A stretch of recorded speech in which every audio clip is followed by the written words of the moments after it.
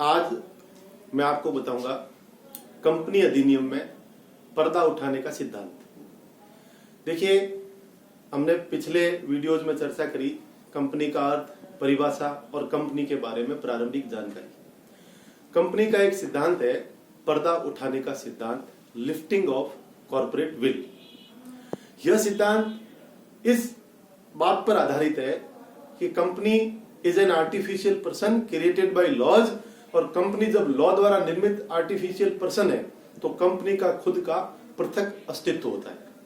Company एक व्यक्ति है, विधान द्वारा निर्मित कृत्रिम व्यक्ति है, और इस व्यक्ति का खुद का अपना एक अलग अस्तित्व है। जैसे आपका एक व्यक्ति के तौर पर अस्तित्व है, मेरा एक व्यक्ति के तौर पर अस्तित्व है, वैसे ही कंपनी का भी एक अलग अस्तित्व है। कंपनी किसी के साथ मिली हुई नहीं है। अब कंपनी में जुड़े हुए लोग, कंपनी के डायरेक्टर, कंपनी के सदस्य, कंपनी के अंशधारी, इनका पृथक अस्तित्व है और कंपनी का पृथक अस्तित्व है। ये नहीं है कि कंपनी और डायरेक्टर एक ही चीज है, कंपनी और सदस्य एक ही चीज है, कंपनी और अंशधारी एक ही चीज है। अंशधारी अलग व्यक्ति है, डायरेक्टर अलग व्यक्ति है, सदस्य अलग व्यक्ति है, और कंपनी एक अलग व्यक्ति है। कंपनी का पृथक अस्तित्व का सिद्धांत है। कंपनी का पृथक अस्तित्व है, अलग व्यक्ति है। कंपनी संपत्ति खरीद सकती है, कंपनी संपत्ति बेच सकती है, कंपनी किसी पर वाद ला सकती है, कंपनी पर कोई भी व्यक्ति वाद ला सकता है। Company is a legal artificial person. अब पर्दा उठाने का सिद्धांत ये होता है कि बहुत बार ऐसा होता है कि इस सिद्धांत को मानना नहीं पड़ता, जहां डायरेक्टर और कंपनी दोनों एक हो जाते हैं। डायरेक्टर और कंपनी के बीच में, सदस्य और कंपनी के बीच में एक हल्का सा पर्दा है जो उन दोनों को अलग अलग करता है। और कई बार ऐसी परिस्थितियां उत्पन्न हो जाती है जब उस पर्दे को हटा दिया जाता है, कंपनी और डायरेक्टर को एक माना जाता है। इस संदर्भ में सोलोमन बनाम सोलोमन का मामला उल्लेखनीय है। देखिए, उदाहरण के तौर पर बताता हूं, बहुत बार ऐसी परिस्थितियां उत्पन्न हो जाती है जब लिफ्टिंग ऑफ कॉर्पोरेट विल का सिद्धांत अपनाया जाता है। उदाहरण के तौर पर मैंने एक कंपनी बनाई, उस कंपनी के शेयर आम जनता को दिए, लोगों से पैसे इकट्ठे किए, और मैंने एक कंपनी अपने पत्नी के नाम से, अपने भाई के नाम से दूसरी बना ली। अब साहब, company is an artificial person, company loan दे सकती है, कंपनी लोन ले सकती है।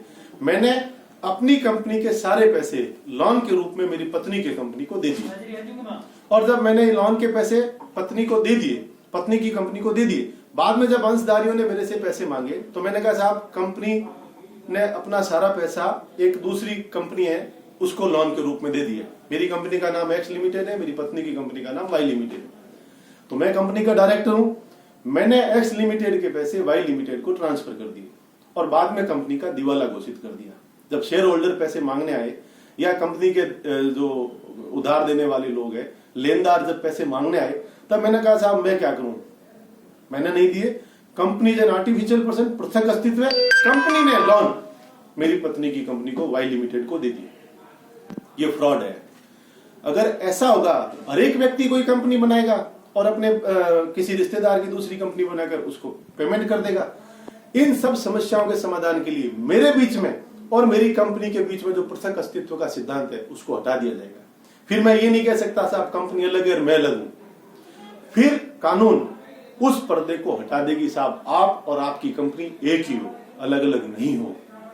या मेरे द्वारा किया गया कार्य कंपनी के द्वारा किया गया कार्य नहीं माना जाएगा, कंपनी के द्वारा किया गया कार्य मेरे द्वारा किया गया कार्य नहीं माना जाएगा। मैंने किया है या कंपनी ने किया है, मैं ये कहकर बच नहीं सकता कि साहब मैंने जो काम किया वो कंपनी ने किया है और अब साहब मैं क्या करूं। ऐसा ही मामला सोलोमन बनाम सोलोमन के मामले में आया था, जहां यह सिद्धांत प्रतिपादित किया गया। देखिए, बहुत सी ऐसी परिस्थितियां होती है जब इस सिद्धांत को लागू किया जाता है और उसके अनुसार लिफ्टिंग ऑफ कॉर्पोरेट विल का सिद्धांत अस्तित्व में आया। और इस सिद्धांत को अपनाने के लिए, इस सिद्धांत को पालन करने के लिए उन बड़े समूह के अंशधारियों के हितों की रक्षा करना उद्देश्य है, उन लेनदारियों के लोग हैं उनके हितों की रक्षा करना उद्देश्य है, जहां उनके हितों पर कुठाराघात होता है। तो मेरा उम्मीद है आपको मेरी ये बात अच्छे से समझ में आई होगी कि लिफ्टिंग ऑफ कॉर्पोरेट विल क्या होता है। कुछ परिस्थितियां हैं जहां पर्दा उठा दिया जाता है। सोलोमन बनाम सोलोमन के मामले में कई तरह की बातें आई, उसमें बहुत सी ऐसी परिस्थितियों का उल्लेख किया गया जहां ये कंपनी का पर्दा उठाने का सिद्धांत लागू किया जाता है। तो कंपनी के पृथक अस्तित्व के सिद्धांत पर आधारित यह सिद्धांत है कंपनी का पर्दा उठाने का सिद्धांत, जहां कंपनी और उसके डायरेक्टर के पृथक पृथक अस्तित्व को स्वीकार नहीं किया जाता और उन दोनों के बीच में जो हल्का पर्दा है उस पर्दे को हटा दिया जाता है और डायरेक्टर द्वारा किए गए तमाम कार्यों के लिए डायरेक्टर को जिम्मेदार ठहराया जाता है, सदस्य को जिम्मेदार ठहराया जाता है, अंशधारी को जिम्मेदार ठहराया जाता है